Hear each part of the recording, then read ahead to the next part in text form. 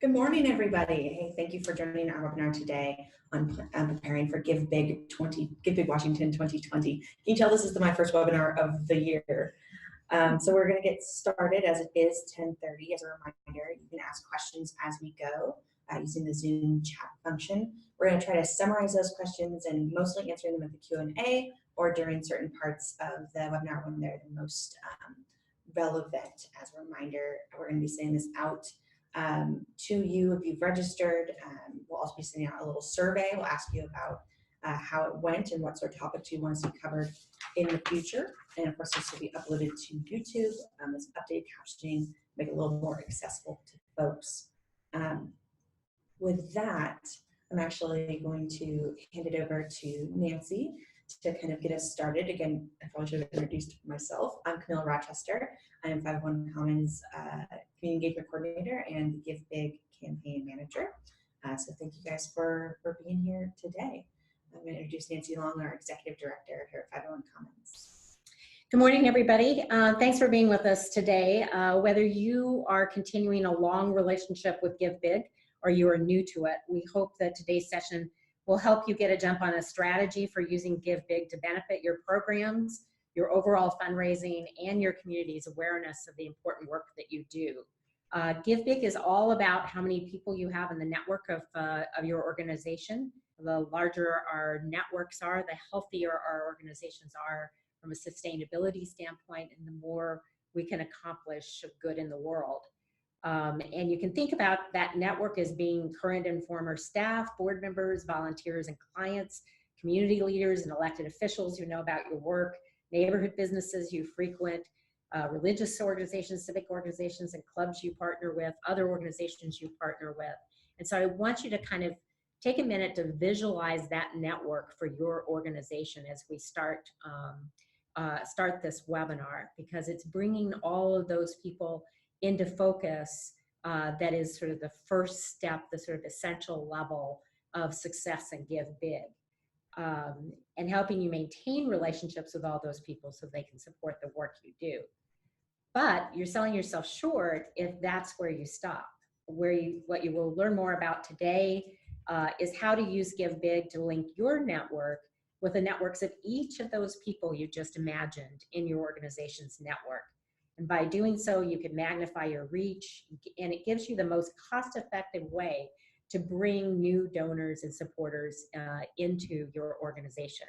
One of the main functions GiveBIG plays for the state of Washington is it brings new donors to nonprofits in a very cost-effective way.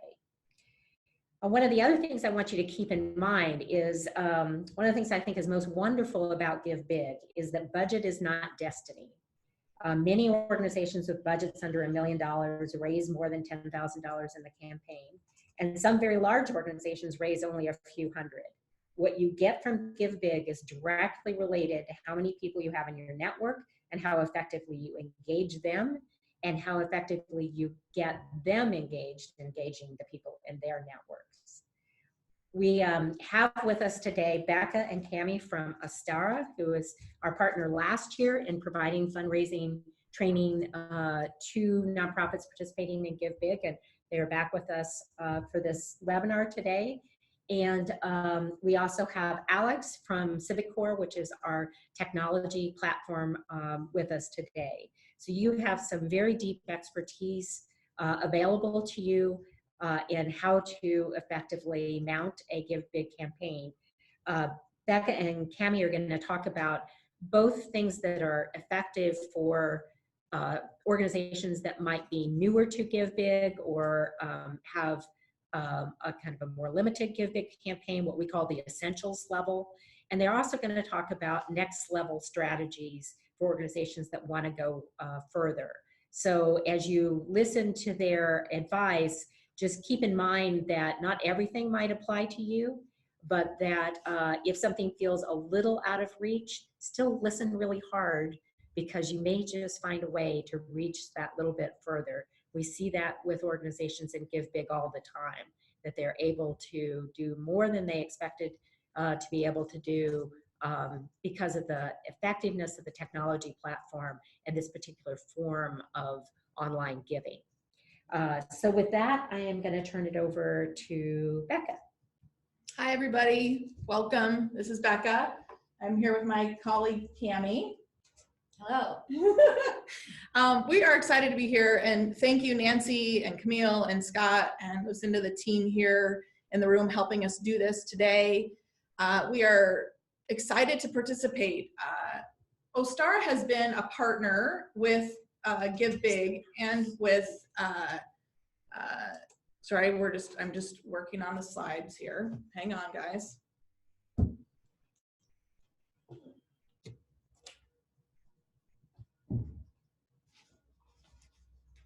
There we go. Hang on. There we are. We're good. It's my first webinar today. So, okay. So Cami and I are from the Ostara Group. We're excited to be a partner with 501 Commons and GiveBIG Washington. We have been working with organizations in this region for 10 years.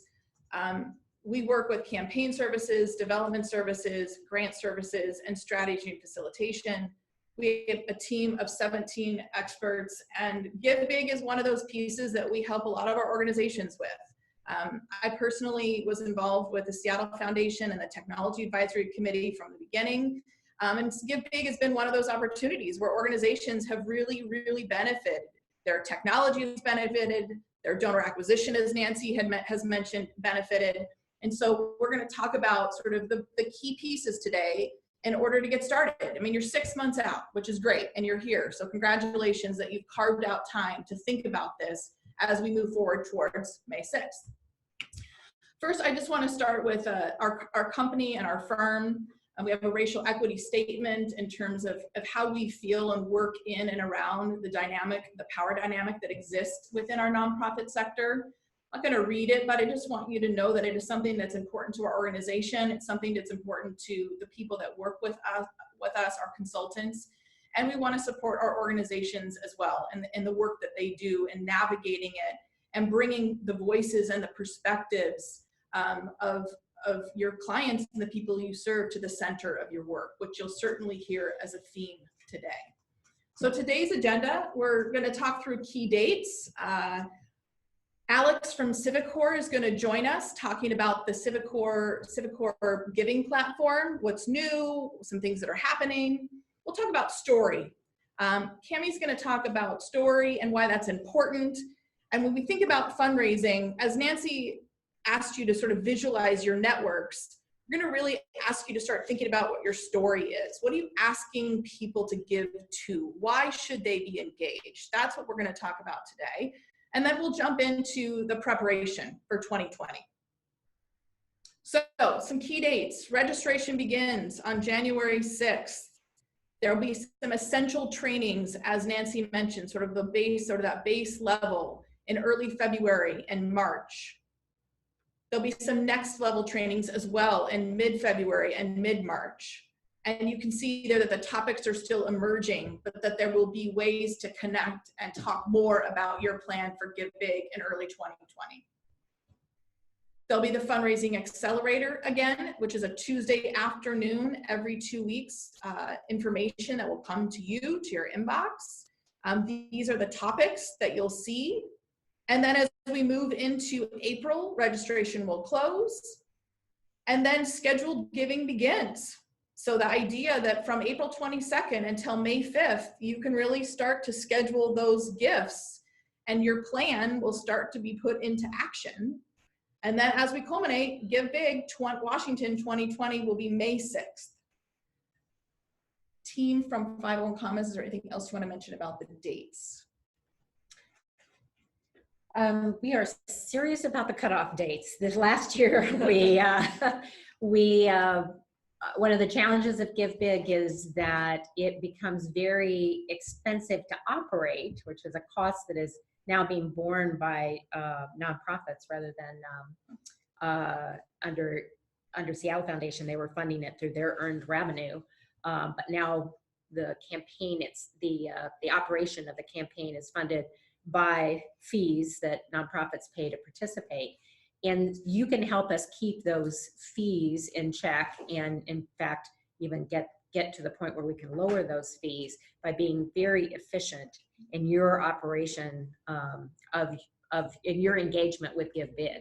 So last year we bent our deadlines, we made 1,000 phone calls, we chased everything we could possibly chase, and we do not have the resources to do that. So that's the one thing that I would ask is pay attention to these dates, don't expect them to change, calendar them in right now. Yep. And we're serious about the deadlines. Exactly. Yeah. Great. Thanks, Nancy. All right. So what is new? The CiviCore giving platform. So Alex, we're going to turn it over to you and have you talk with us about that piece, and then we'll come back in and talk about story. All right. Thank you very much. Let me work it over here. Let's see. Is that coming through? Hello. Okay, sorry, I think I got muted. Can you hear me now too? Yes, we can. Okay, perfect. All right, guys, well, thank you for that introduction. My name is Alex Beeling, and I'm a Senior Giving Project Manager here with CiviCore. As Nancy said, CiviCore is the technology provider behind the GiveBIG platform. GiveBIG Washington 2020 is going to be my 4th GiveBIG event that I've supported.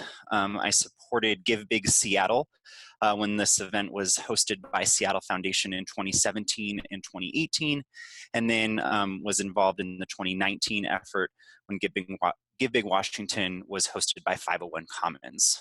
So needless to say, I'm very invested and connected to the event and its success. And I'm really looking forward to a year of new features and growth for all of you as the event continues its statewide expansion. Today, during my portion of this presentation, we'll give a quick bit of context as to who CiviCore is, and specifically speak a little bit to our new relationship with our parent company, NeonOne.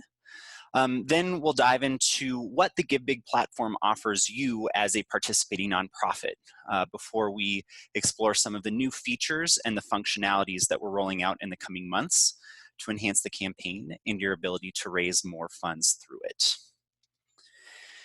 So who is CiviCore? CiviCore is a social sector focused data management company based out of Denver, Colorado, quite snowy here today. And we're a leader in the giving event space.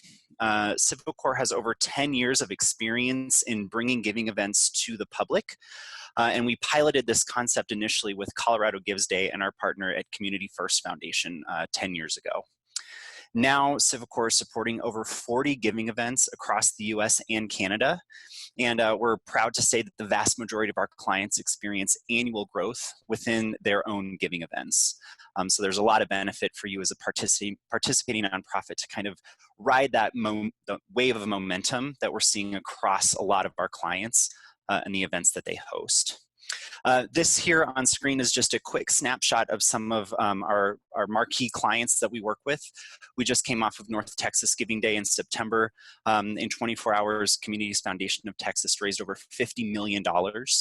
We have Colorado Gives Day coming up in early December here, and last year they raised $38 million in 24 hours.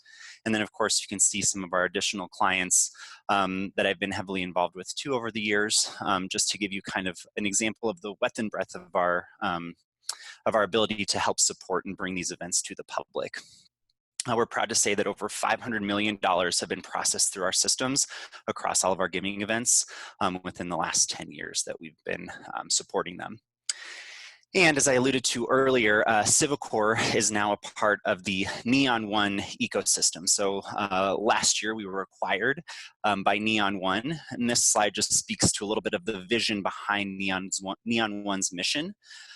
We'll be working over the course of the next months and probably years to expand our services into the entire ecosystem of all of the businesses that are a part of the NeonOne ecosystem. And you'll be certainly kept up to speed about those changes as they unfold. But I just wanted to give you a little bit of context as you hear CiviCore and NeonOne.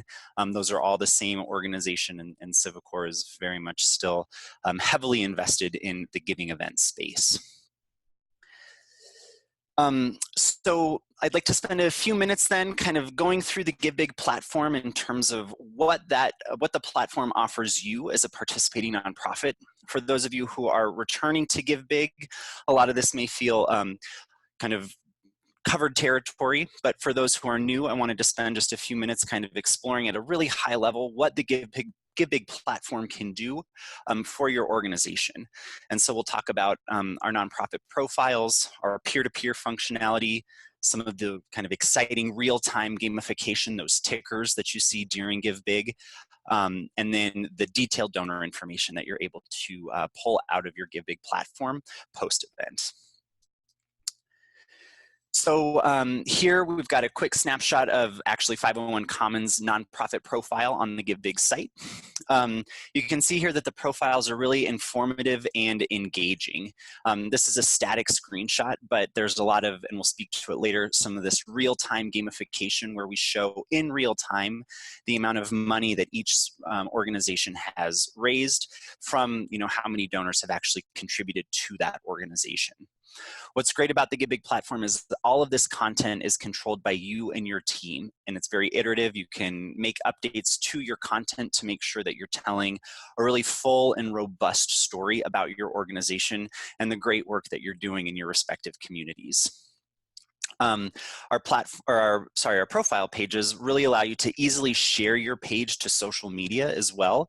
You can see that you can quickly share this page to Facebook and Twitter directly from your organization's profile to really expand kind of the, what's the word I'm looking for? The attention that your organization is getting across those different social media platforms to continue to bring donors into the fold. You see here that we have a lot of multimedia capability as well. So you can upload pictures and or links to video or, Vimeo or YouTube to really tell a more visual story about your organization and the work that you're doing. And then of course you can link your organization to your other social media platform pages to continue to tell a bigger story about your organization outside of what this profile does. So you can link to your website, your Facebook page, Twitter, your Instagram account, all those different platforms that folks are used to exploring your organization are tied directly into your organization's profile.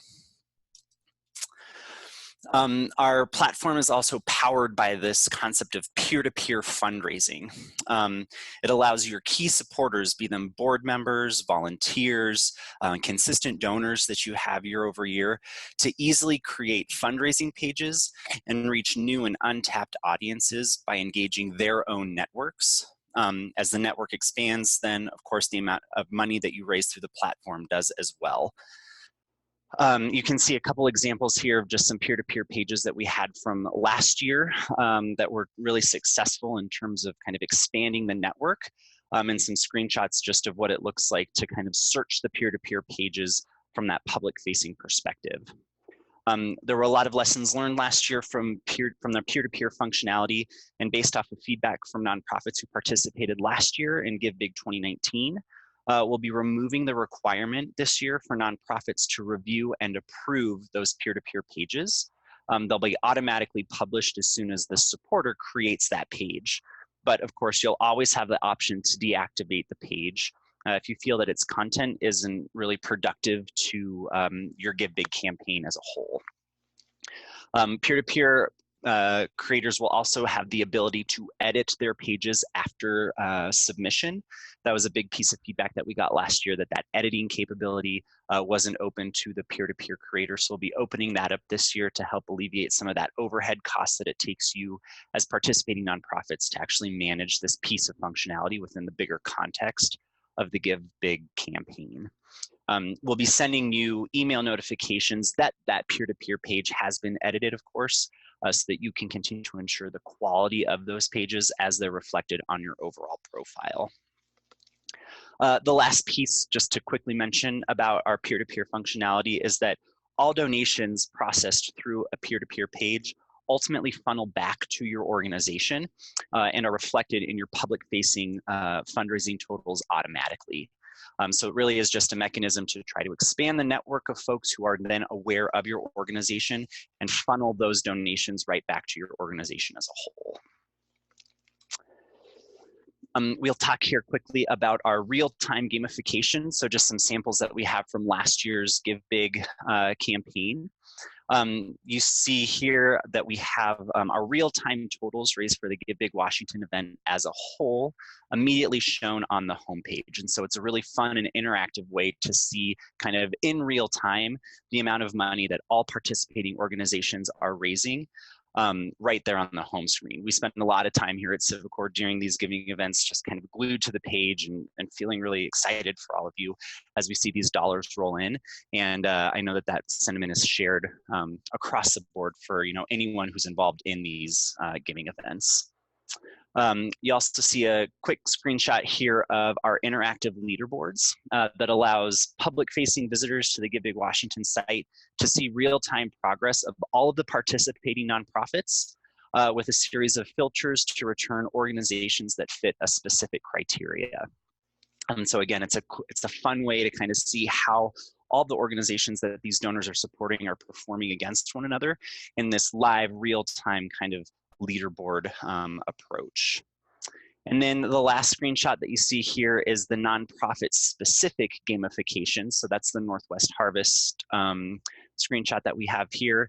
It shows the real-time totals that this specific organization has raised, their progress to achieving their fundraising goal, and then their progress in unlocking any secured matching funds that this organization has secured from community partners within Washington State.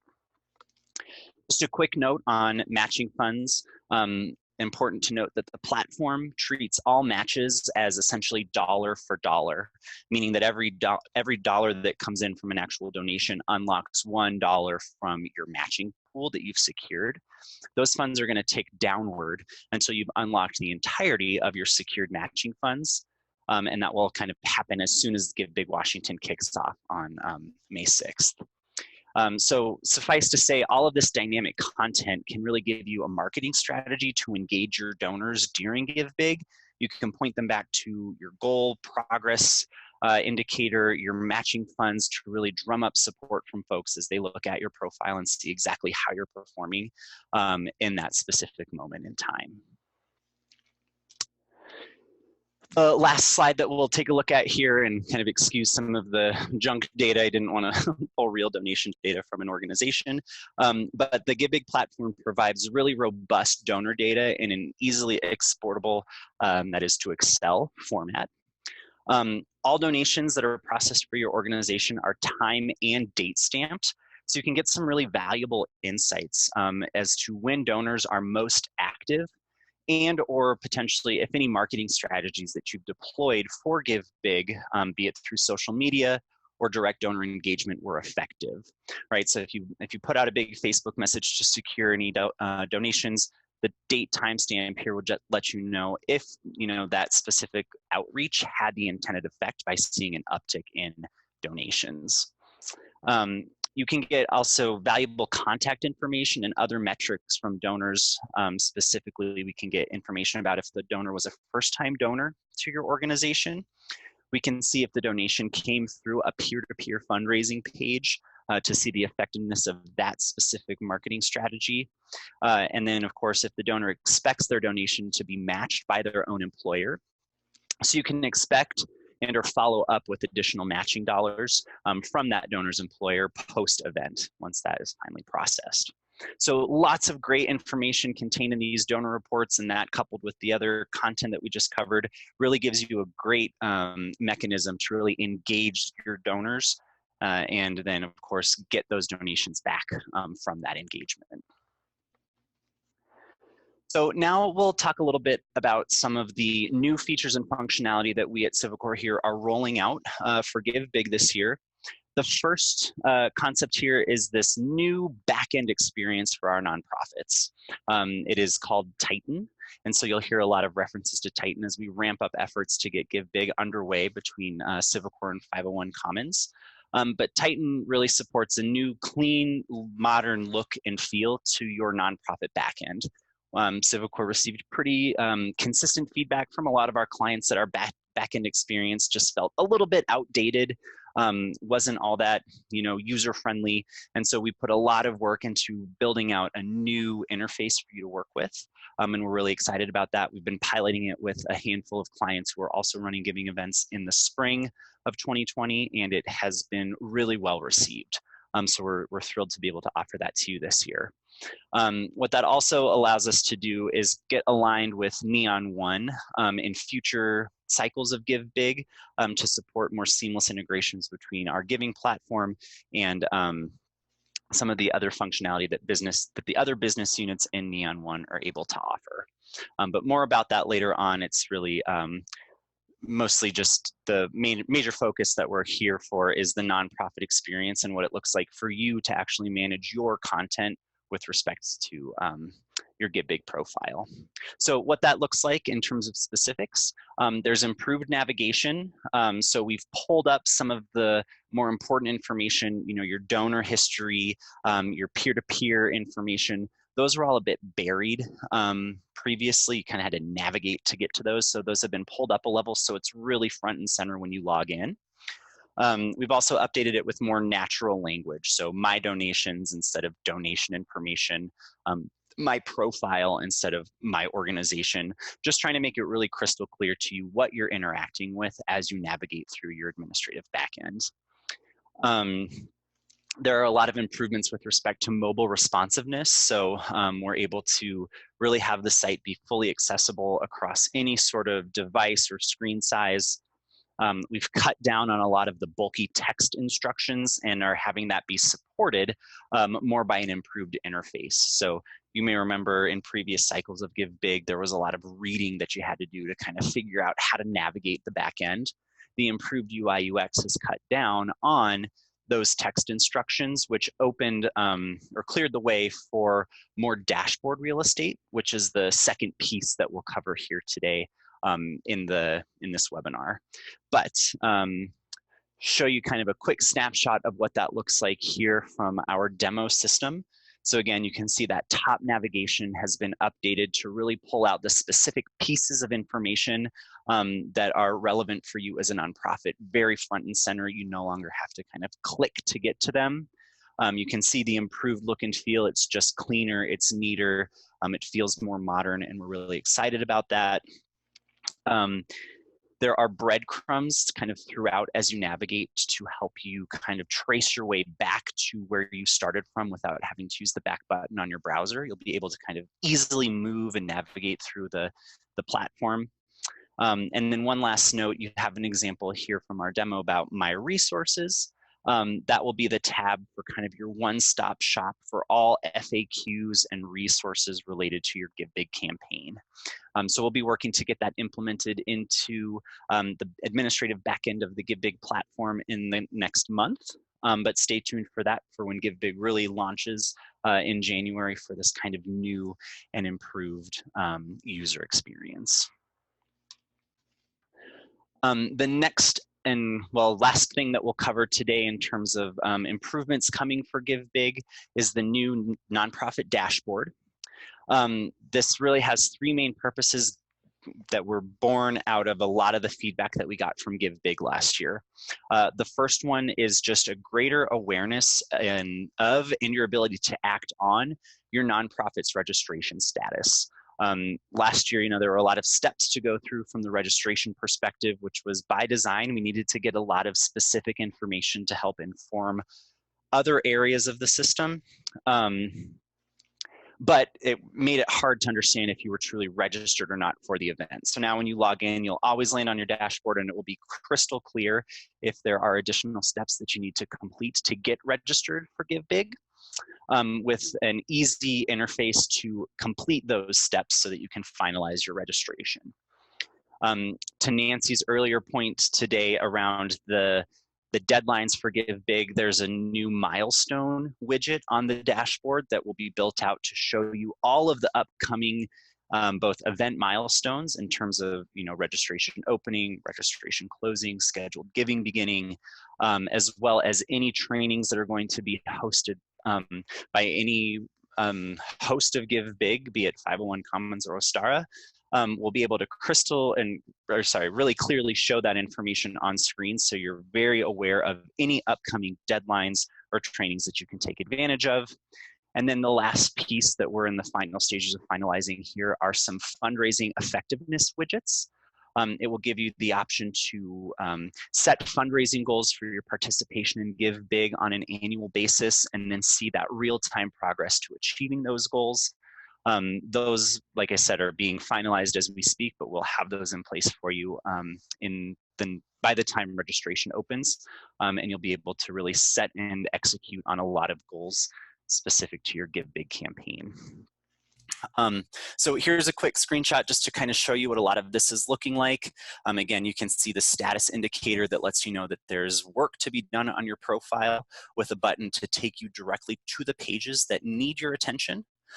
We have some announcement functionality that just allows 501 Commons team to kind of keep you up to date on any relevant information as we move through the GiveBIG cycle.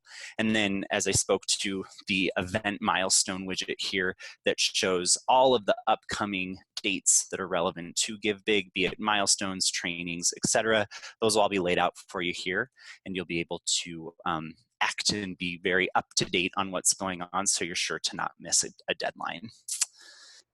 And with that, that wraps up the content that I wanted to share today. So thank you all from my end, and we wish you the best of luck on GiveBIG Washington 2020. So we're going to stop for a minute here, and Camille's been monitoring the chat function and see if there's some questions back for you, Alex. Okay, perfect. So we just had kind of a general question about like a simple explanation of what a backend and user interface is. Just, to kind of give people clarity around that.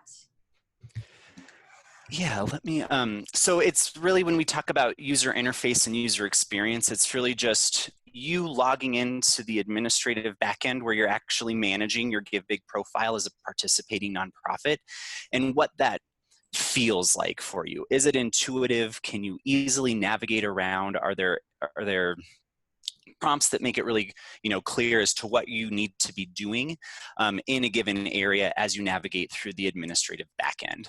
And so that has been a main focus for us at Civicor here, as we've been rolling out this new Titan interface, is to ensure that your experience as a participating nonprofit is as easy as possible as you're moving through that administrative back end of the system and actually building out and maintaining your profile. So people, can I just add to that a little bit? So for those of you who haven't been on GiveBIG before, you'll interact with that back end, what we're calling the back end, because you need to register on the platform and give us a bunch of information about your organization, make sure you're qualified to participate in GiveBIG Washington 2020.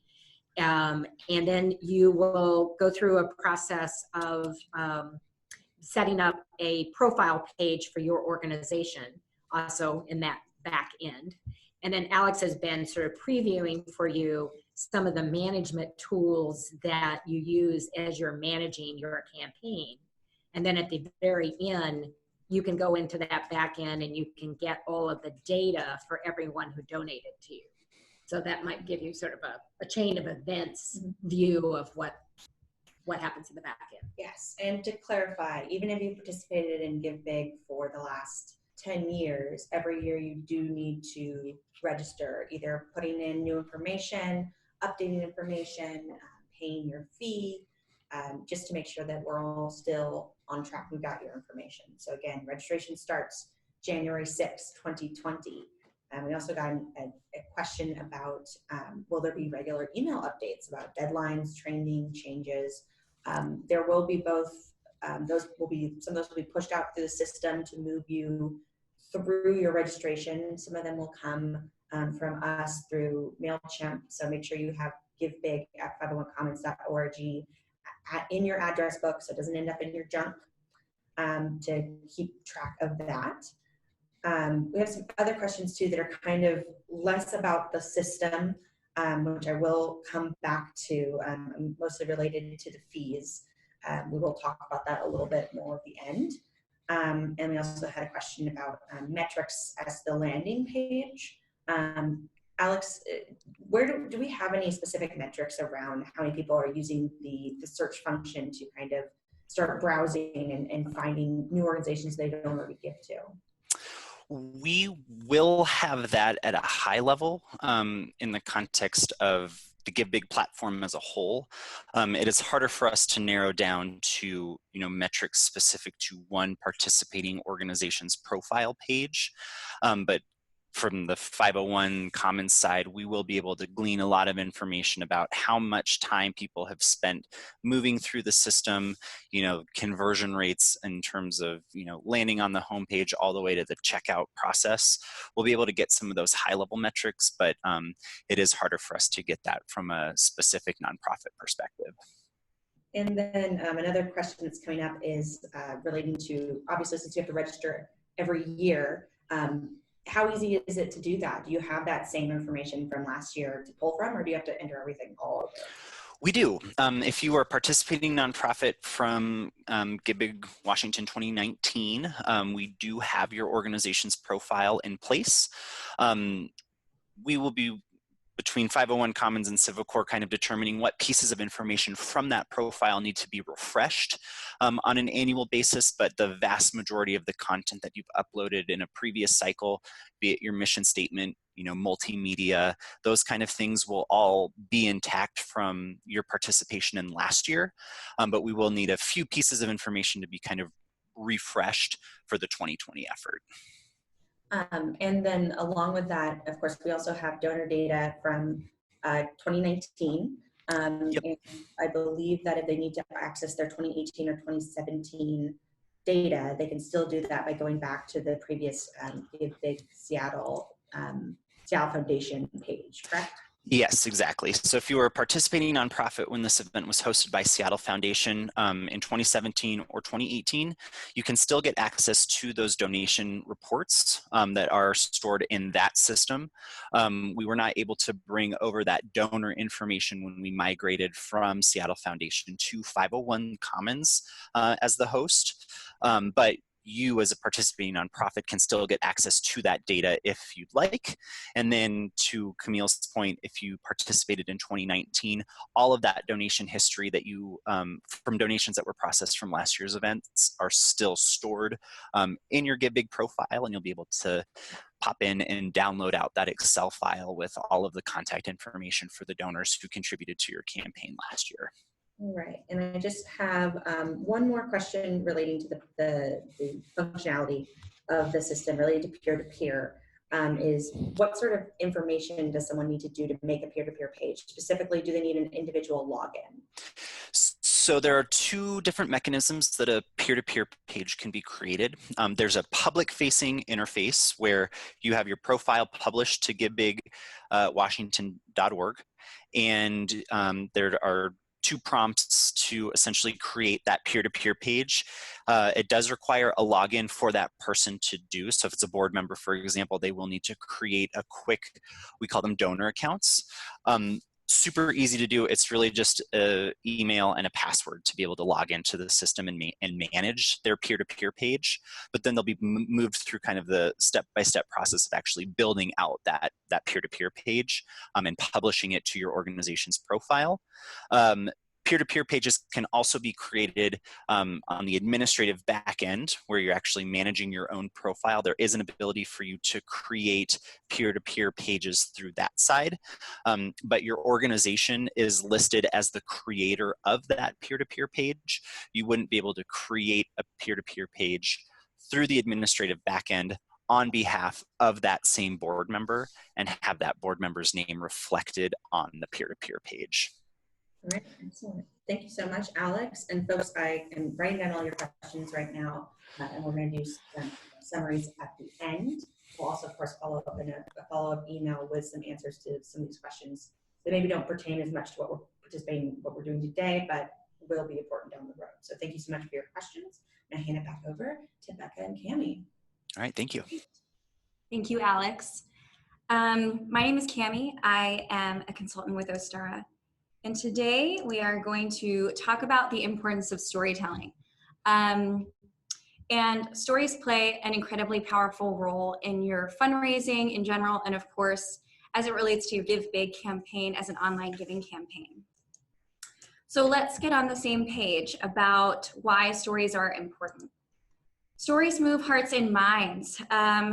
They are arguably the most powerful tool, the most effective tool that we as fundraisers have. And especially when we're talking about engaging folks online, we want to leverage our stories to connect with our audiences, to engage with them, and to inspire them to act.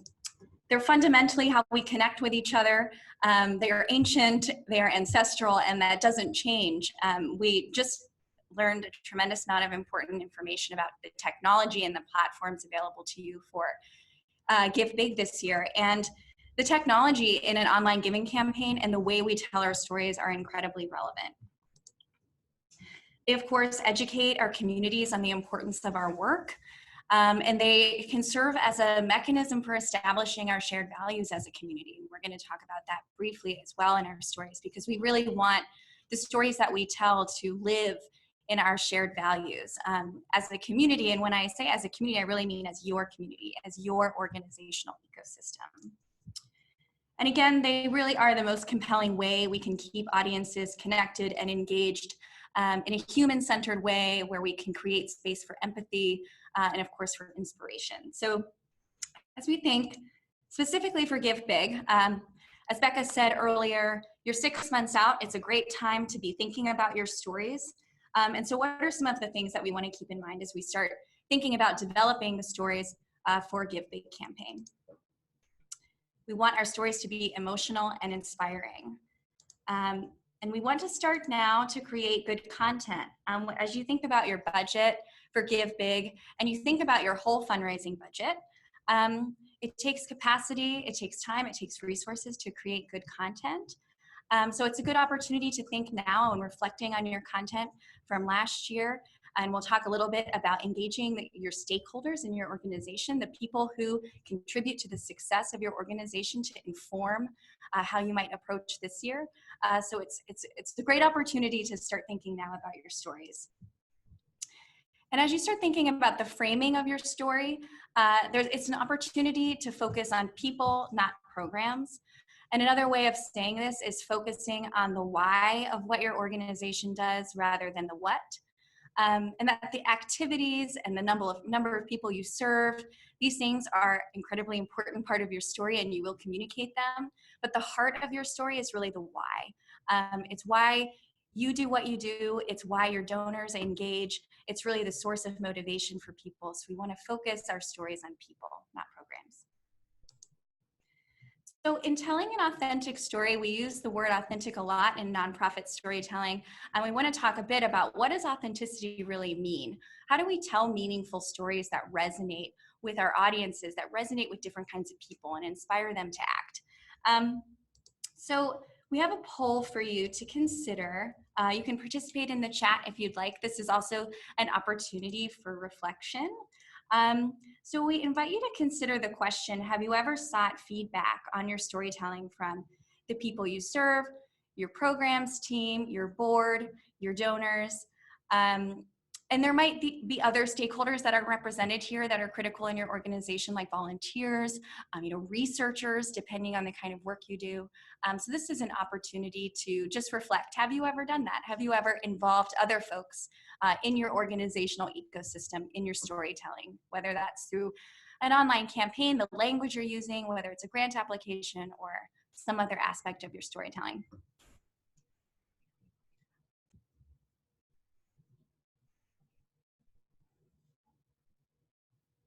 Okay, I think that's great. So the reason we asked this question, it's a bit of a leading question. Let's see.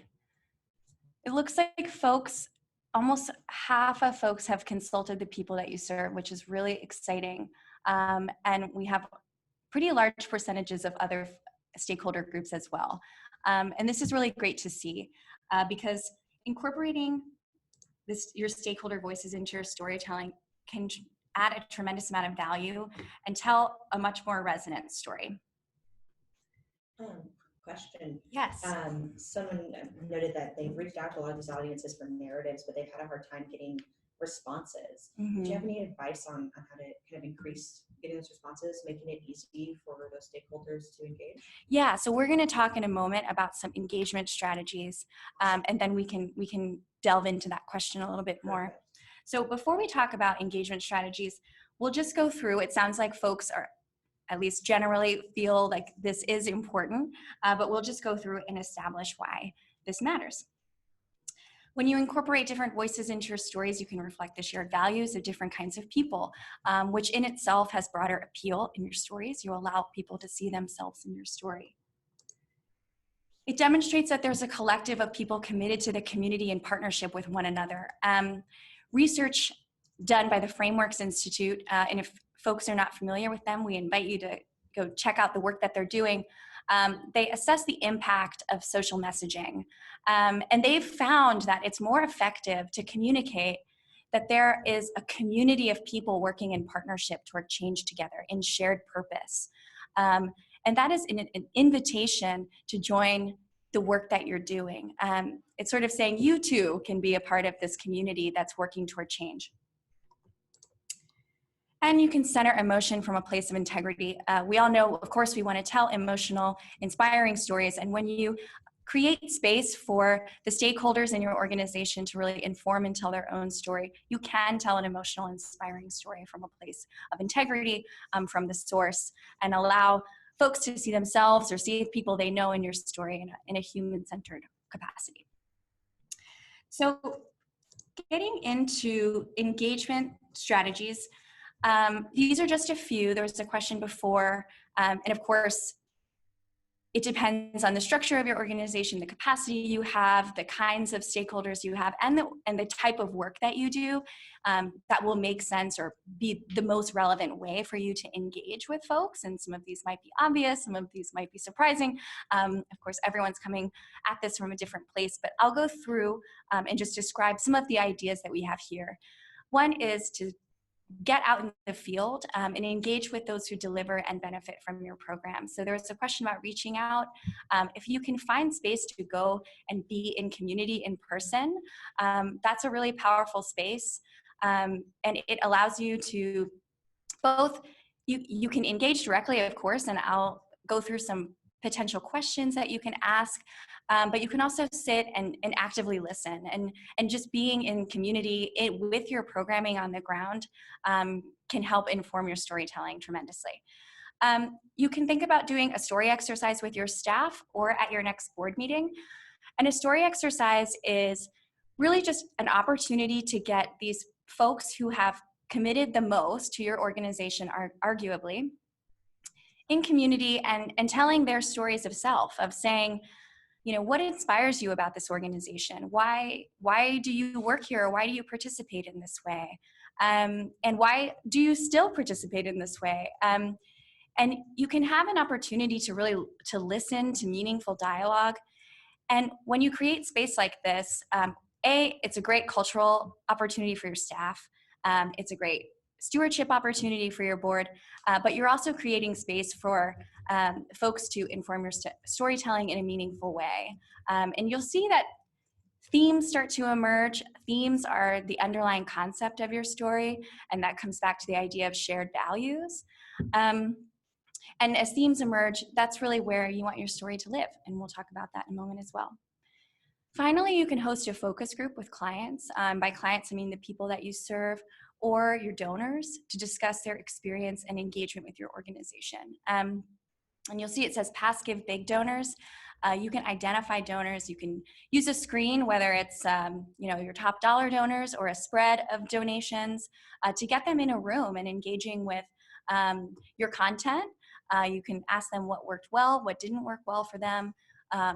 And that provides a tremendous amount of tangible information about how you approach not just your storytelling, but some of your content strategies and how you're leveraging those platforms online to engage with your donors. So possible questions that you can ask in these spaces, and these are just ideas to inspire more thought about this. but what inspires you about the organization? What catalyzed you to care and then do something? Did someone influence you? Did something happen? You're really inviting someone to tell their own story. What do you see as our greatest impact? Again, why did you work here, become a board member? What do we do well? Where can we improve? Which are great questions to ask in a focus group. And how do you want your story to be told? We want to make sure that folks feel agency in the stories that we tell. And so,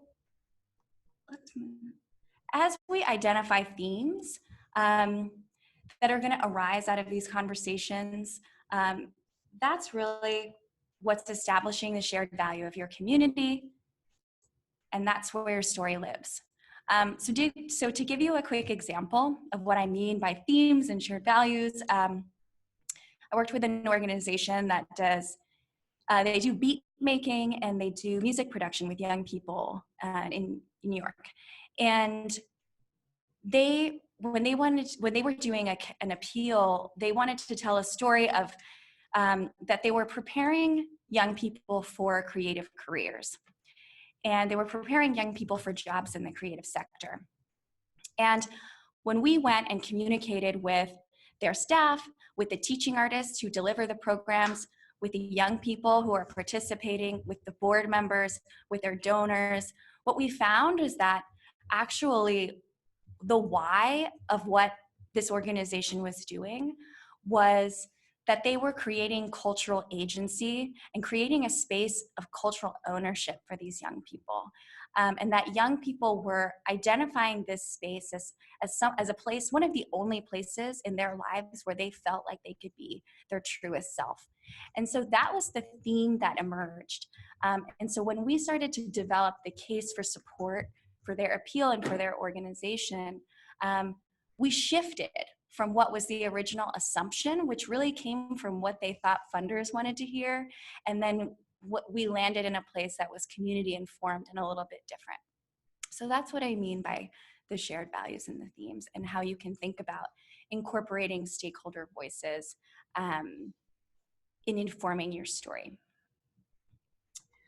So before I pass things off to Becca, or before we can get into some more conversations, as you think about the development of your story, you're thinking about what are the themes, the underlying concepts that you want your story to communicate. How do we frame it? And framing is the process of determining what to emphasize and what to leave unsaid. And so you can tell the same story to two different people, and if you frame them differently, they're going to hear completely different things. So we want to name a few high-level framing techniques that we think are important as you develop your story. We encourage you to focus on potential, not scarcity. Scarcity is really effective at communicating urgency, but I mentioned the Frameworks Institute earlier, and they're finding that it's more effective to focus your story and the framing of your story on human potential and on a space of possibility. Our audiences want to be part of a healthy community. So we want to tell our stories in a way that invite them to be agents of change in creating a healthier community with us in partnership. Keep stories human and relatable. Telling a human story is more effective, it's more impactful than telling a broader story about numbers and data. And telling a human story does two things. It allows your audiences to see themselves or somebody they know in your story. It creates that space of empathy. It also allows you to use the human story to sort of debunk negative stereotypes that your audiences may be unconsciously harboring about the people that you serve. So you want to leverage the human story, sort of move away from stereotypes rather than perpetuating them. And telling a human story in a really meaningful way is a powerful way of doing that. Your organization is a partner. We talked about the idea of a collective of different groups of people coming together to affect change in your community. And you are a critical part of that, and you want to frame your organization as a partner in this work rather than the center of the work. And we want to frame the problem and the solution as something that affects all of us. When we frame the problem that our organizations are working to address as isolated to the communities that most affect, that are most impacted by that problem, we tend to, or we run the risk of creating an identity between the problem and the community. And what we're also communicating is that it's not your problem, it's their problem. So we want to frame the problem, and then of course our solution, the work that we're doing, is something that affects all of us. The problem is something that we are in shared purpose together in solving, and the solution is to our shared benefit. And finally, this one again, ask folks if and how they want their story to be told as you start, and this goes for all stakeholder groups. I've worked with board members who tell very challenging stories that brought them to the work. And so we want to be mindful of how we engage with our stakeholders and with their stories, particularly because we're leveraging this for fundraising. And so we want to think about stories as an act of charitable giving in themselves from our community members. We want to make sure there's informed consent and meaningful engagement around how we communicate the stories that we're leveraging for this campaign. So quick takeaway, and then we can think about some more questions, or we can maybe share some ideas. There's so many folks on the call about what's been successful in engaging stakeholder groups in these kinds of conversations. But just a takeaway, when we want to tell an emotional story for GiveBIG, so if we tell a story that engenders the emotions of pity, fear, sympathy, and guilt, we view that as transactional. So what we encourage you to think about when you're developing your stories is centering human potential, shared purpose, community partnership, and hope, which we view to be transformational. So these are a few takeaways as you start developing your story and say, what are the emotions that we really want to engender in our audiences? What do we want the takeaway from our community to be? Think about a transformational takeaway rather than a transactional one. Okay. Any questions we want to follow up with? Let's see, not really specifically tied to storytelling. Okay. That I see, but now is a good time to quickly type those questions in if you have them. Okay, great. So I will, as folks are thinking about questions, I will pass things off to my colleague Becca, who's going to get really tactical and cover a tremendous amount of content. Thanks, Cami.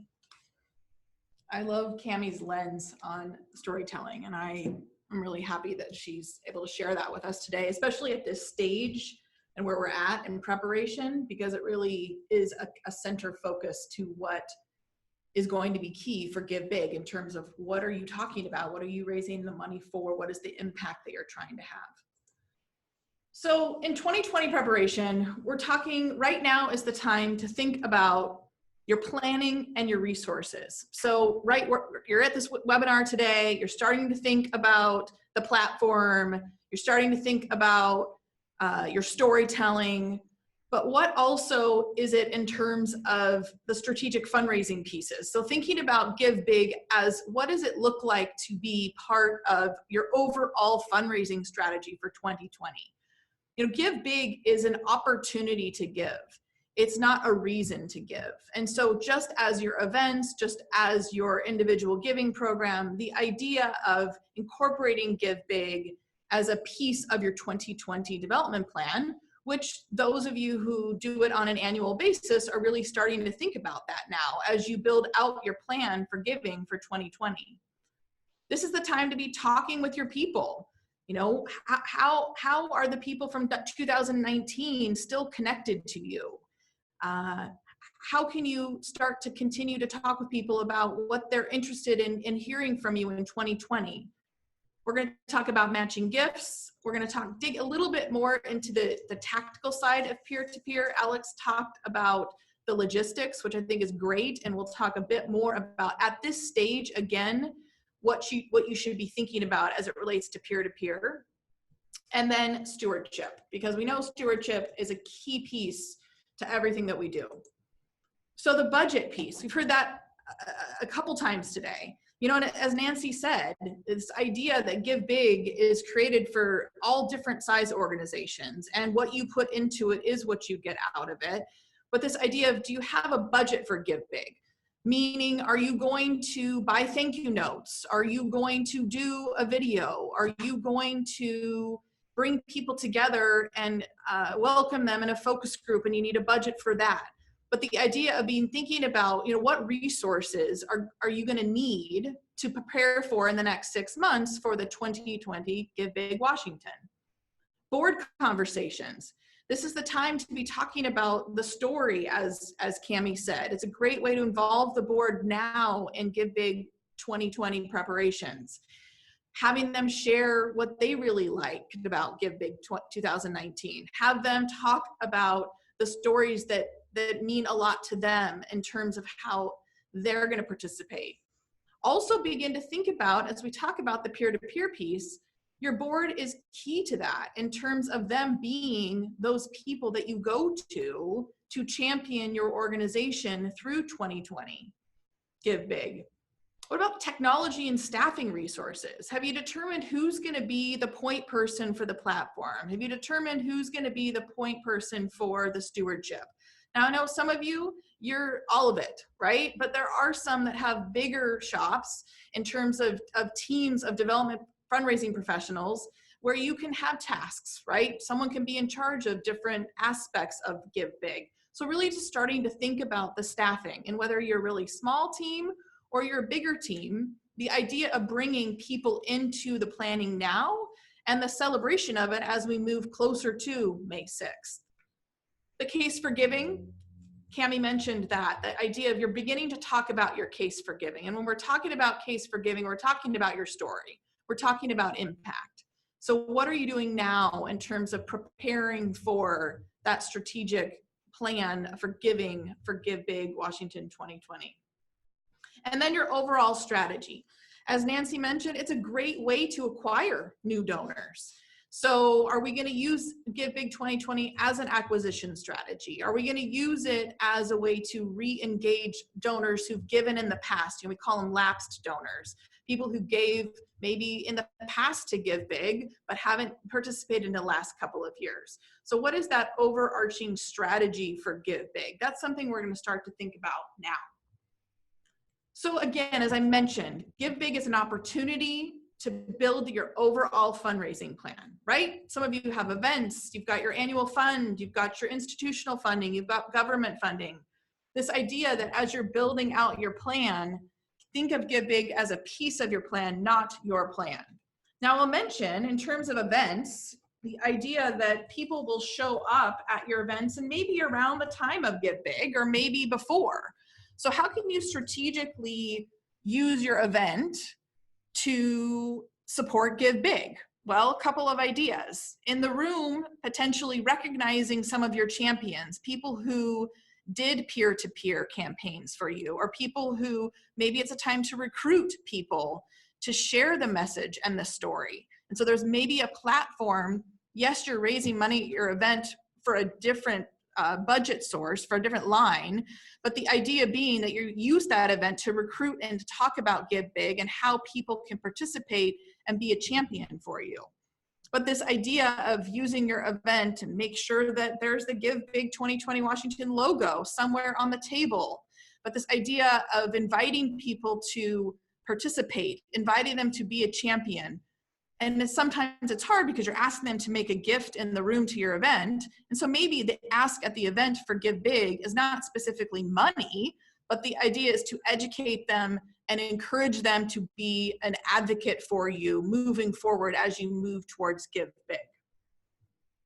Talking with your people, super important. You know, sometimes we talk about donors and we don't even go talk to donors. And so this idea of how do we know what they want if we don't go and talk with them? Same thing that Cami was talking about in terms of story. You know, going to our stakeholders, going to the people that we serve that benefit from the work that we do and involving them in the conversation. But thinking about it, that you could do between now and, you know, we're getting into that tough time when the holidays are sort of approaching us. But there is still a few windows of time, and especially when we come back in 2020, beginning to think about, you still have January, February, March, April before May, the GiveBIG Day, to pull together a group of your loyal GiveBIG donors. This idea that Alex talked about, those reports that live in the Civicor platform, It's a great way right now, making sure on your task list as you're making your notes today, go back into that 2019 list, that 2018 list, as far back as you can go, and really get that segment of people who participated in GiveBIG. Because we're going to talk about how to engage them in different ways, and you're going to want that comprehensive list in front of you. But inviting people together to ask for advice, you know, include food and drink. Make it something that's celebratory. You know, they're taking their time, as Cami said, it's an act of charity in themselves to come and share advice and to be part of a storytelling workshop. But in creating an environment for sharing, you can have individual conversations. So you can look, I really like the idea of looking at people who've been your loyal GiveBIG donors over the last several years and picking up the phone, or better yet, going to them and saying, you know, why have you participated? What have we done well? What would you encourage us to do differently? And just engage in conversations with them. You could also do an online survey where you could put, you know, 5 to 7 questions together that you would send out to GiveBIG participants and ask them, again, the same type of questions, things that are going to help inform your strategy for 2020. So, you know, take a minute as you're sitting there and just think about what might work for you. Is it a focus group? And again, that's great cultivation for donors, right? To bring them together. Is it individual conversations? Is that easier for you to do? So pick 3 or 5 people between now and say the end of February that you want to have a conversation specific to GiveBIG with them. Or is it a survey? Is it easy for you to put together a 5 to 7 question survey where you're getting information, you're engaging the people that have participated in this way with your organization to help you prepare for 2020? Simple, what are the likes and the dislikes? How can we improve? How to share impact? And just ask them open-ended questions to get them informed to support you. And this also could be what you use for a survey, by the way. This is agenda for focus group. It also could be your survey, and it also could be your prompts for talking with someone individually. So we're going to move from kind of planning and resources and talk a bit about matching gifts. So matching gifts are a fantastic opportunity to involve the champions closest to your organization. And what I mean by this is board members, past GiveBIG donors, or volunteers are great people to go to create a matching gift potential pool for your GiveBIG 2020. Now, what I mean by this is your organization can go out, let's just say you've got the list of the 2019 donors in front of you, and let's say you're gonna pick the people who gave, you know, $500 or $250 or pick a giving level. What you might do is go to those donors this year, now, before 2020, and you might ask them to give and commit now. And this idea that you're going to put a match together so that when the GiveBIG 2020 comes, you've already raised X amount of dollars. That's one thing. And 2, it gives other people the opportunity to see and participate and say, hey, you know, they've got $1,000 match already. And if I give $50, it'll be matched dollar for dollar up to $50. So this idea of using a matching gift as a strategy for you right now to go out and raise some early money for GiveBIG and then use it to leverage other gifts during GiveBIG 2020. A quick story, I was talking with a young donor recently, and she was telling me that, you know, when there are matching gifts, it really incentivizes her to give, because say she can only give $25 or $50. If there's a match that's 1-to-1, that becomes 50, that becomes 100. So when we talk about matching gifts, it doesn't have to be these big match pools. $1,000 is good, $5,000. And some organizations might take it as an opportunity to have a bigger match pool. But this idea of it doesn't just have to be one donor. It could be multiple donors coming together that you could then leverage that match for the future. So any other thoughts on that from anybody in the room in terms of matching? Okay, good. We are being asked about if there is a match pool or a stretch fund, and we just wanted to provide some clarity around that. Just to be really clear to people, there has never been a match pool with with GiveBIG.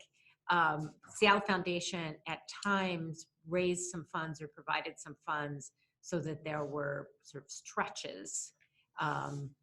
So, you know, maybe $400,000 that went out on a proportional basis to all of the organizations that participated, generally, you know, providing a very small additional amount to the amount that givers gave on the platform.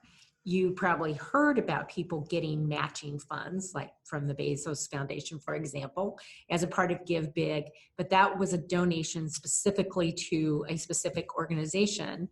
And those are matching funds that are essentially raised by the organization in the same way that Becca is talking about this now. So one of the things that I think we have to really counter is the sort of mythology of the externally provided match, the magical gift from gift from the stars kind of match, because that has never been a part of giving as a part of GiveBIG. And when you look at these big campaigns that happen in other places, like Alex was talking about, there are sometimes some incentive pools or stretch pools that help get to those big numbers. We would love to get there with GiveBIG Washington as well. But match is money that is raised by organizations, not money that is given somehow through the campaign. Thank you for that clarification. Yes, so you've got your group of donors. Hopefully you're sitting there at your desk or wherever you are. You've got your list of people you want to bring together, a focus group or conversations or survey. Now I want you to make a little list of the people who you can talk to about a matching gift. Is it your board? Is it a past donor? But this idea as you as an organization going out and seeding some funds together to then help launch your campaign into 2020. All right, let's talk a little bit about the peer-to-peer piece. So who are the best source of new donors? Your existing donors. It's the people that care about you the most.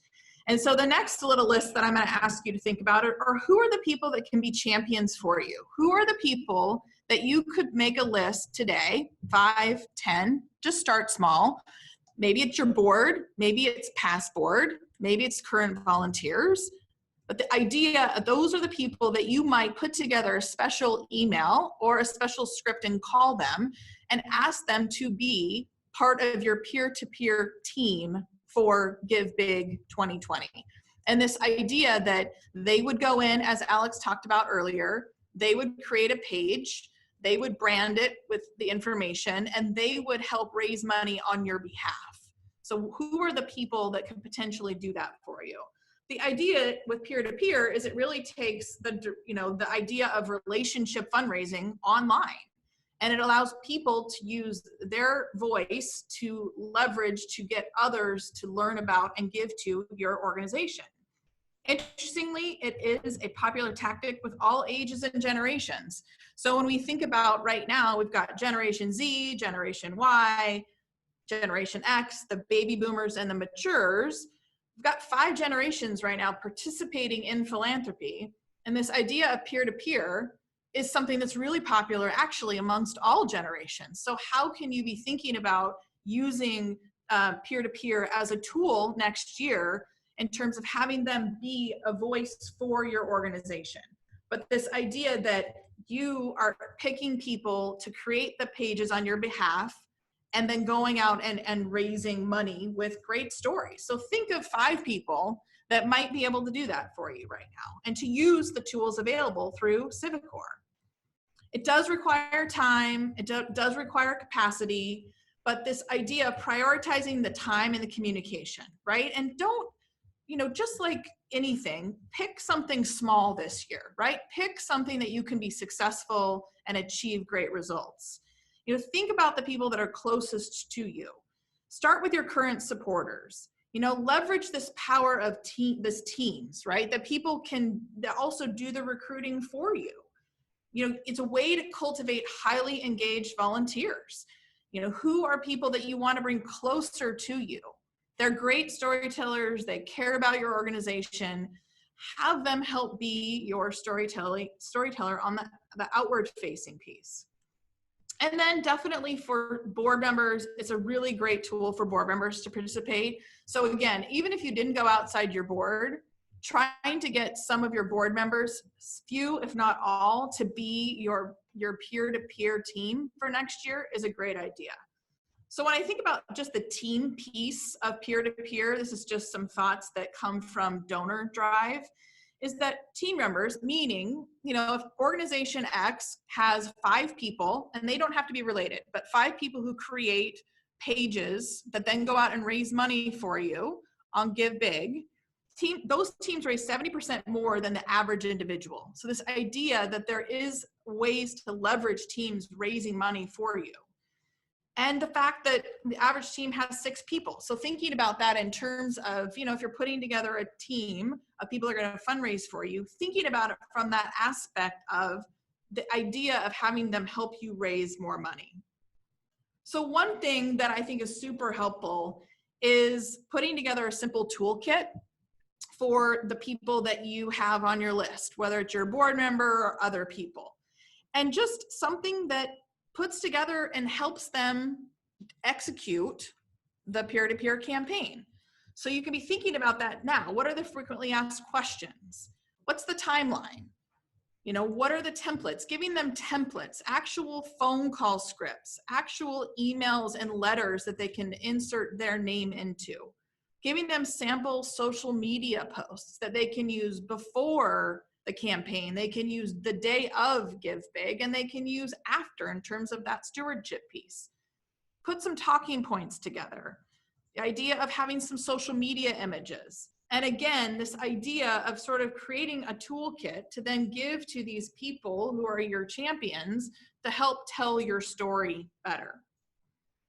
Here's a couple examples of how, as Alex shared earlier, sort of the different campaigns that were being used. So someone did birthday wishes to support CiviCore, Everyday Wonders premiere, the Kitties fundraising to end human trafficking. I mean, the idea that people give to people.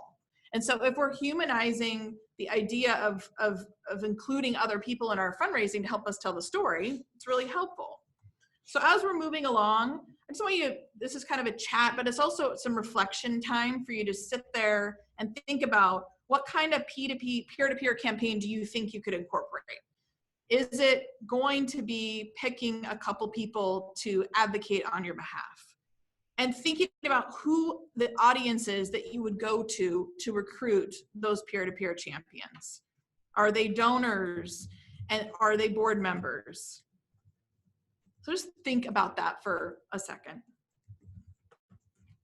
Camille, any questions or comments that we want to jump in and answer right now? I think people are probably typing Okay. now, but just as a reminder, everyone, as you're typing your thoughts, make sure it's set to all panelists and attendees so that everyone can see kind of some of your thoughts about 2020. Definitely. One thing I'll mention, Becca, is that we do provide you with a toolkit that is a kind of a starter toolkit for peer-to-peer. Good. It has, I think, most, if not all, those elements that Becca just laid out. You need to obviously customize the message, customize the messages, and you know, build. But we give you some kind of sample images. We also provide you with a full array of graphics assets that you can use to create your images and for your social media.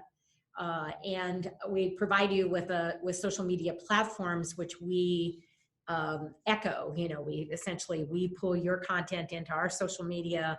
You can pull our social media into your content. So those are tools that your peer-to-peer fundraisers can use as well to pull into their social media content. Great.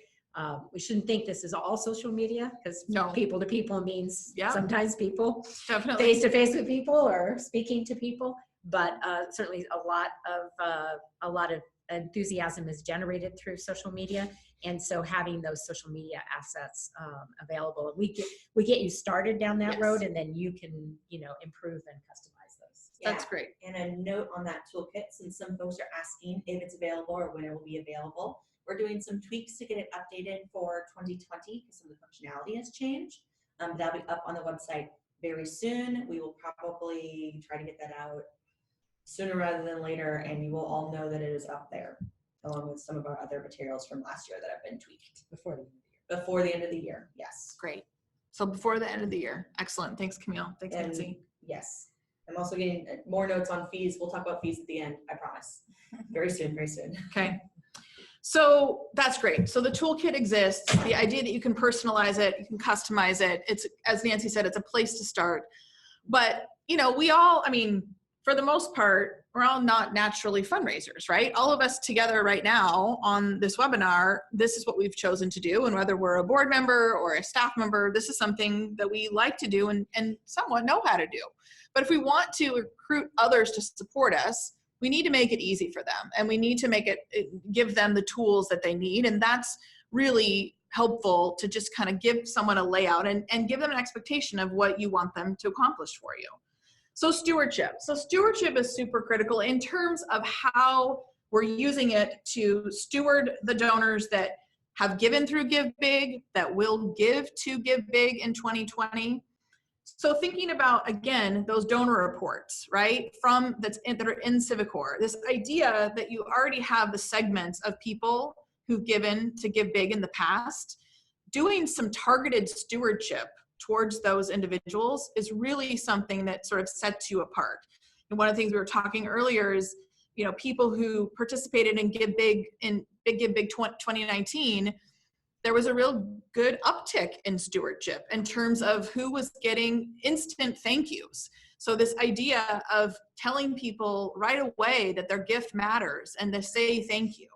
So it is the care and feeding of our donors. And it's a way, it's really the start of the relationship with donors. When we think about it, it's when they've made that gift, that's when we need to communicate with them what their gift accomplished, why it was important, who benefited from it, and that idea of continuing to keep them close to us. We do it because we want to build trust, we want to build connection and commitment.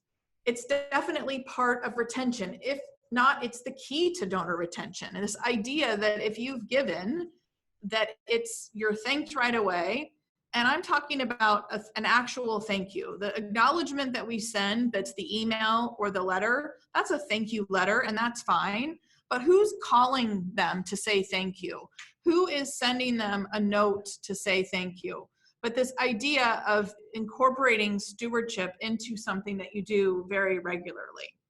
You can definitely start right now, as we said, by taking those 2019 GiveBIG donors and just say, we're so grateful that you participated. What did you accomplish with the 2019?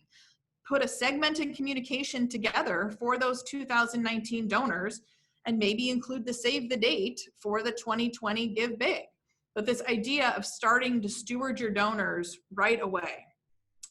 We've talked about instant stewardship, making it fast, making it personalized. You know, pre-film a client, alumni, or staff. You know, you can just use your phone. I mean, most of us walk around with this small little computer in our pockets. And how can we just do a really simple, it doesn't have to be perfect video, to just say, you know what, Nancy, thank you so much for giving today. We're so grateful that you've been part of our team, and we're excited to do XYZ with your gift. There's a new website that I've learned about recently called CosVid. That's what you're seeing up there. They allow you to pre-film, and it's very reasonable. I work with an organization that used it recently in their own giving day, and I got a video, and it was really cool to see that. And they were able to pre-film them before. You can prep thank you cards. You can send email right away.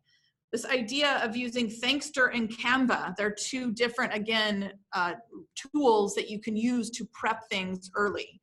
But the most important is to pull together maybe your board in your February meeting or your March meeting and pre-write some thank you cards. Have them ready to go in May. And don't wait until the May board meeting or the April board meeting. But again, in your planning, start to think about where you can fit these ideas of stewardship in. So again, a place to reflect. What's working well? What are some of the ideas that you're doing for stewardship that can be ported to GiveBIG 2020? And what are some of the new ideas? So be thinking about sort of, again, what are the ways in which, hey, you know what? I want to pre-write thank you notes this year. Okay, write that down. I want to pre-video some of our program team who interact directly with our team, the people that we serve, to talk about what the gifts mean. Right? But this idea of how are you going to incorporate instant stewardship?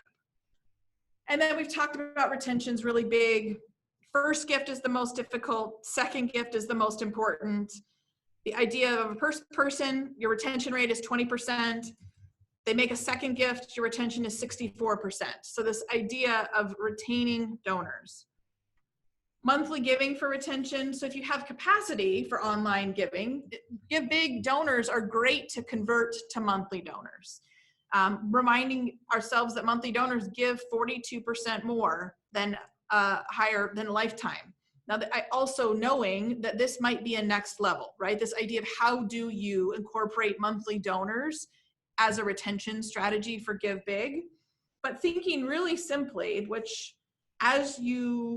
going back to the stewardship piece, one more thought that I wanted to share was you have that real-time live donor data that comes in. And as Alex said, you can see if it's been a first-time donor. That's a great segment to call and thank right away and just say, why did you choose us? Thank you so much for your gift. We're very grateful for it. So as we think about GiveBIG, again, today was really just to get your juices flowing. You're 6 months out, thinking about your story, thinking about and reflecting on what worked well and what didn't in 2019, and beginning to get things ready for 2020. Beginning to think about who else besides you right now on this webinar needs to be part of your team. Because the idea of you being able to do it by yourself is not sustainable. So who else? Is it a board member? Who's going to be on your GiveBIG team? And then hopefully now you have a little list of things. How are you going to bring people together to talk about what worked in 2019? Who are some people that you're going to potentially think about for a matching gift pool, if it's a small one? Who are you going to think about in terms of your peer-to-peer champions? And then this idea of how are you thinking about your stewardship? So today was day to just get your juices flowing, and we appreciate being part of today. And I just want to see if there's any questions, Camille, that we want to answer or. Yeah, I think so. We're into our Q&A section now, and I think probably fees is one of the first things that we should talk about, since folks are wondering, gosh, what is this going to cost me next year? I got a budget. Registration fee is top of the list. So Nancy, do you want to talk a little bit about that? No? Registration fees are staying at the same level or lower than they were in 2019. If you have not participated before, your level is going to be based off of your contributed revenue budget. That means the amount of money you expect to bring in each year. For most organizations, especially smaller organizations, you're looking at between $10, $50. It's on the low end.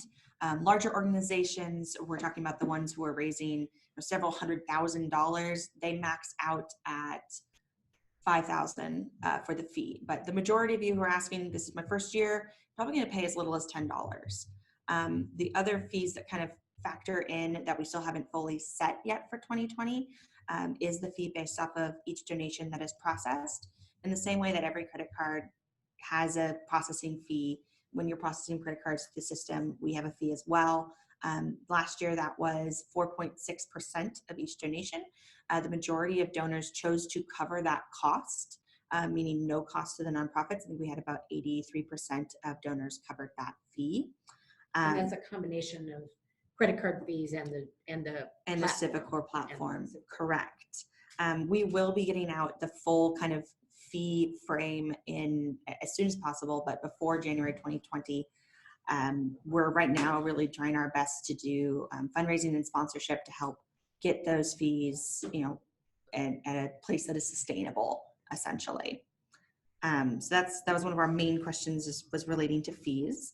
Can I say actually one more thing? Of Sorry. course, yeah, of course. So the way that GiveBIG works, so majority of donors are paying for the credit card fees and the technology platform fees, as Camille was saying. In some cases, donors don't cover that, and that 4.6% is taken out of their donation. So that's how that part is covered. Then the fees to run the program, to do this kind of thing, the training, the communications and so forth, that is, the costs of that are being covered by the fees from nonprofits and by donations from sponsors. And we have some foundation sponsorship raised. We have some corporate sponsorship committed. We're working on trying to get major corporate sponsorship so that that can also fund a public campaign. Last year we had a campaign that was valued at about nearly $500,000. Of that, only less than $100,000 of that was media we paid for. Most of it was media that was donated. And our partner, Encore Media, is the organization that's responsible for that.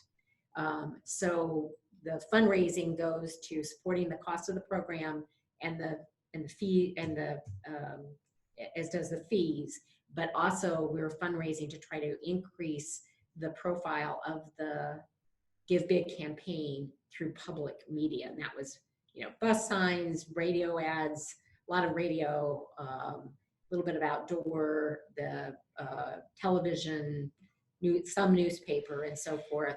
And last year it was focused on the 17 counties in the Seattle, King County metro area, which is media market is considered 17 different counties. If you are not in that media area, then at this point, I would not expect that there would be public media available to you, but we can work with you to help generate some local media and attention to Give Big in your community. And we hope to have sponsors who will help us do that in other parts of the state as well. And we do have another question about the fee-based for folks who are returning participants. That is based off of the last year, the amount they raised. Some people might be changing their the amounts they plan to raise this year, but it is based off of the year before, correct? Yes, the fee is based off of the amount that you raised last year. The percentage and the exact fees, again, we will set once we're a little bit further into the fundraising. But this was decided based on input from the nonprofit coalition that came together to save Give Big, and also the participation of our nonprofit advisory committee. We gave them several options for how fees could be designed and set, and the recommendation of that larger coalition, and then validated by our further supported by our advisory council, was to have the fees be essentially a progressive fee schedule, so that those who earn more from Give Big pay more, rather than a flat fee schedule or a fee schedule just based on budget size. And speaking of those funds that folks are raising, we also have the question of distribution time. We don't have a set date for when it's coming out, but it will be coming out much earlier than it did this year. We're planning on switching the distribution method to make it easier for you all. Instead of using e-checks, which we had a lot of stress over, we'll be switching to direct deposit. So getting those funds into your hands as soon as possible. There still is time that needs to settle as we deal with disputes from credit cards, so that checks can kind of come through for the folks who are using the direct kind of, basically they're using their checks online. I'm not using the right phrasing for it, but there is time for it to settle. But I think our goal will be about a month out for those fees, those funds to hit. We have to, so just to understand the weight between the end of Give Big and the distribution of funds is not the money just sitting somewhere. There's a whole process that has to go on to kind of audit that process to make sure that we're passing along the right amounts to the right organizations. And then because so many people pay by credit card, while this may seem hard to believe, people make donations that later when they see on their credit card, they dispute. And so we have to handle all of those disputes. There's a tremendous amount. A good part of our staff time happens after Give Big is over, to handle all those disputes and to work all of that through the system. And you have to give people enough time to get their credit card bill and then to submit a dispute and then for us to resolve the dispute before we can distribute the money. Otherwise, we would be potentially distributing money we would have to try to reclaim back from the organizations. So that's always been the case, that there's a gap, and that's the reason for the gap. All right. We are kind of at time, actually a little over time at this point. I do still have some questions. Temperature in the room, because we can obviously follow up with these questions in this email where I can talk about more of them. Anything, like 1 or 2 questions for Becca? And yes, for sure. We had a question about the difference between a pool of match donors and a principal gift. Great question. So the pool would be a way to just invite more people to participate.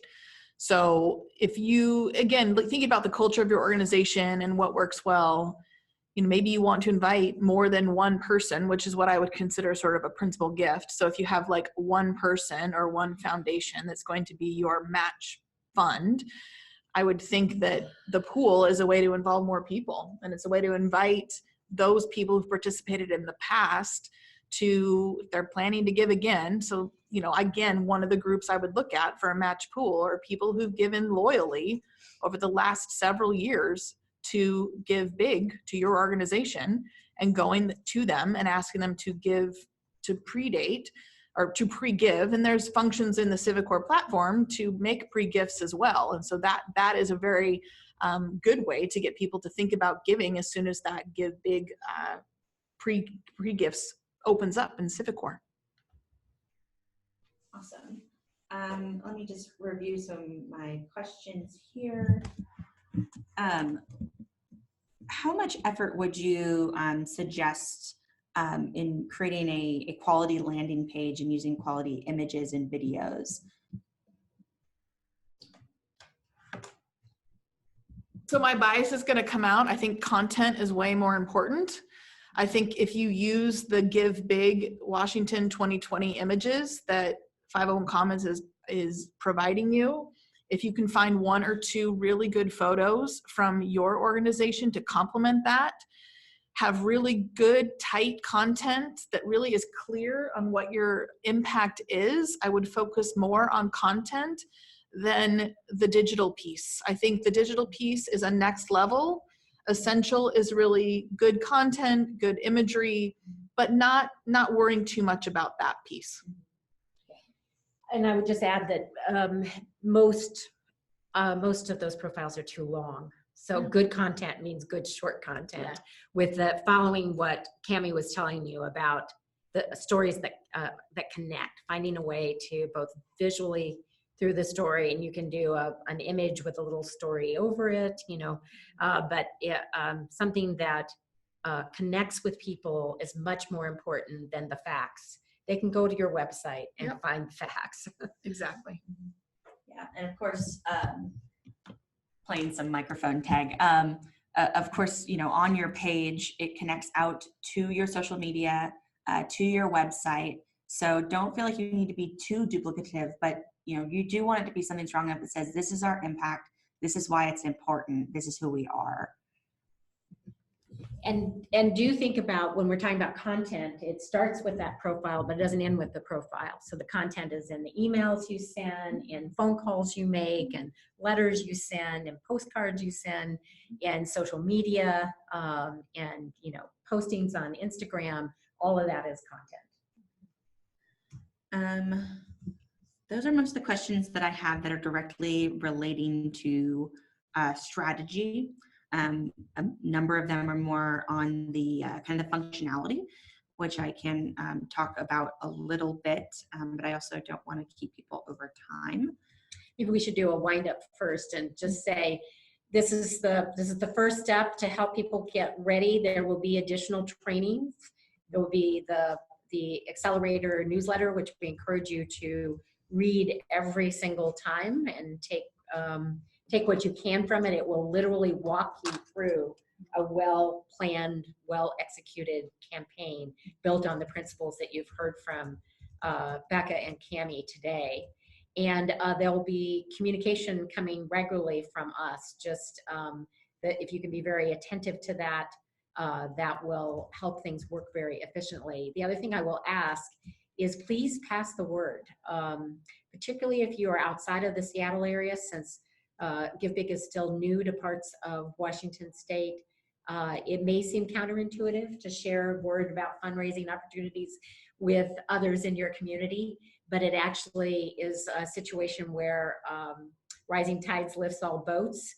And so if there are multiple organizations in your community participating in GiveBIG and some excitement about online giving, that could be helpful to everyone. So please pass the word to people in your organization or in your community if you're outside the Seattle area in particular. And about those communications coming from us, they are coming from GiveBIG at 501commons.org. Make sure that you have that whitelisted. It's in your address book. Check your spam and junk. It's coming in through MailChimp, so it sometimes can get caught up. And the person who we are reaching out to is the primary contact. So in your back end and on your nonprofit page, there's a listing that says primary contact. That is the listing that is most important to be date, and accurate. If you're having any trouble logging into your account, you're having any questions about it, you can email us at givebig@501commons.org, and you'll actually probably be talking with me personally, and I will help you through it as much as I can and get you ready for 2020. Yeah. Well, again, thank you so much for your times, folks. We will follow up with some of the answers to your questions here. Expect an email from us. Expect a link to the YouTube version of this webinar, which will include closed captioning. And again, if you have any questions, feel free to reach out to us at givebig@501commons.org. Thank you for taking the time today. Thank you, Becca. Thank you, Cami from the Ostara Group. Thank you, Alex Beeling from Civicor. And of course, thanks to my fellow 501 Commons staff in the room, Nancy Long, our Executive Director, Scott Heyman, our Managing Director of GiveBIG, and I guess thank you to me as well, Camille Rochester, as your campaign manager. Have a good day, everybody.